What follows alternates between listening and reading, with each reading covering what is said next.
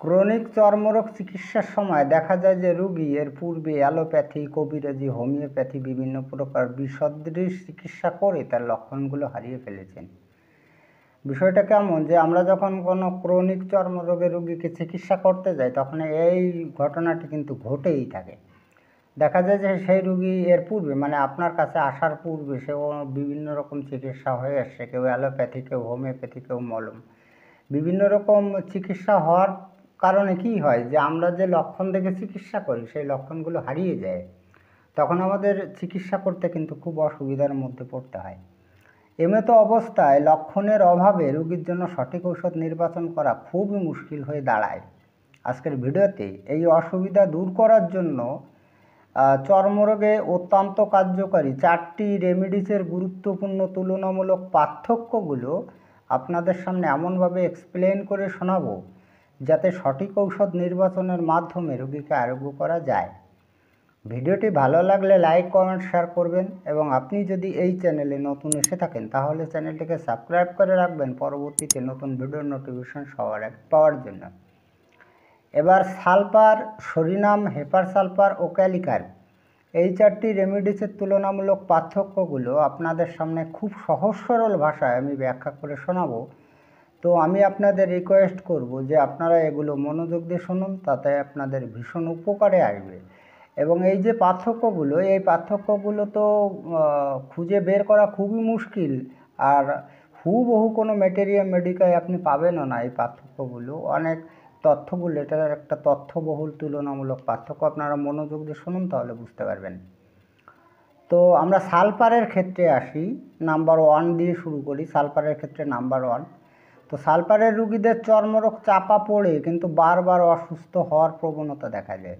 তো আমরা জানলাম যে সালফারের রোগীদের যদি চর্মরোগ চাপা দেয় তাহলে তার পরবর্তীতে সে বিভিন্ন রকম রোগে কিন্তু আক্রান্ত হয়। তো একদিন হলো হয়তো পেটের অসুবিধা হলো, অন্যদিকে হয়তো বুকে ব্যথা হলো, পরে হয়তো শ্বাসকষ্ট হলো, এরকমভাবে পর্যায়ক্রমে কিন্তু আক্রান্ত হতে থাকে সালফারের রোগীদের চর্মরোগ চাপা পড়লে। এবার সরিনামের ক্ষেত্রে কি দেখা যায়? সরিনামের ক্ষেত্রে নাম্বার 1-এ দেখা যায় যে এদের চর্মরোগ চাপা দেওয়ার পরে এদের কিন্তু সামান্য ঠান্ডা লাগলে কিন্তু টনসিলের প্রদাহ হওয়ার প্রবণতা দেখা দেয়। তাহলে পার্থক্যটা বোঝা গেল যে সালফারের রোগীদের কি হয়, বিভিন্ন রকম রোগ হওয়ার প্রবণতা দেখা যায়, আর সরিনামের রোগীদের ক্ষেত্রে কিন্তু টনসিল ফোলার প্রবণতা দেখা যায়। এবার আমরা হেপার সালফারের ক্ষেত্রে আসি। এবার এই হেপার সালফারের রোগীদের কিন্তু ফোড়া ও গলগণ্ড বা গ্ল্যান্ড পাকার পর থেকে চর্মরোগের সূচনা হয়। এই হেপার সালফারের রোগীদের এই যে চর্মপীড়ার সূচনাটা হয়, আপনি হিস্টোরি নিয়ে দেখবেন তাদের পূর্বে কিন্তু ফোড়া হয়েছিল, গলগণ্ড রোগ হয়েছিল, বা কোনো গ্ল্যান্ডে পাকার পর থেকে তার চর্মরোগের কিন্তু সূচনা হয়েছে। তো আপনি কেস হিস্টোরিতে যদি এরকমটি পান তাহলে হেপার সালফার আসবে। এবার ক্যালিকার্বের ক্ষেত্রে নাম্বার 1টা কেমন হয় যে চর্মরোগ চাপা পড়ার পর তার গভীর পেশিতে ফোড়া ও তলপেটে স্ফীতির প্রবণতা দেখা যায়। এবার এই ক্যালিকার্বের রোগীদের কিন্তু চর্মরোগ যখন চাপা পড়ে তখন তার গভীর পেশিতে, আমাদের যেখানে যেখানে পেশি আছে, মোটা মোটা পেশিগুলো আছে, যেমন এই উরুতে, হাতের এই পেশিতে, এই সমস্ত জায়গায় কিন্তু ফোড়া হয়। আর এই গভীর পেশিতে যে ফোড়াগুলো হয় সেই ফোড়াগুলো খুব বড় এবং মারাত্মক আকার ধারণ করে। এবং এই ক্যালিকার্বের রোগীদের চর্মরোগ চাপা পড়ার পরে কিন্তু তোয়াল পেটে কিন্তু স্ফীতি ভাব থাকে, ফোলা ফোলা ভাব থাকে। শুধু তোয়াল পেটে নয়, শরীরের নিম্ন অঙ্গেও কিন্তু বিভিন্ন জায়গায় কিন্তু ফোলার একটা প্রবণতা দেখা যায় আমাদের এই ক্যালিকার্বের রোগীদের। তাহলে খুব সুন্দরভাবে কিন্তু আমি 4টি পার্থক্য করে দিলাম। এবার নাম্বার 2-তে আসি সালফারের ক্ষেত্রে।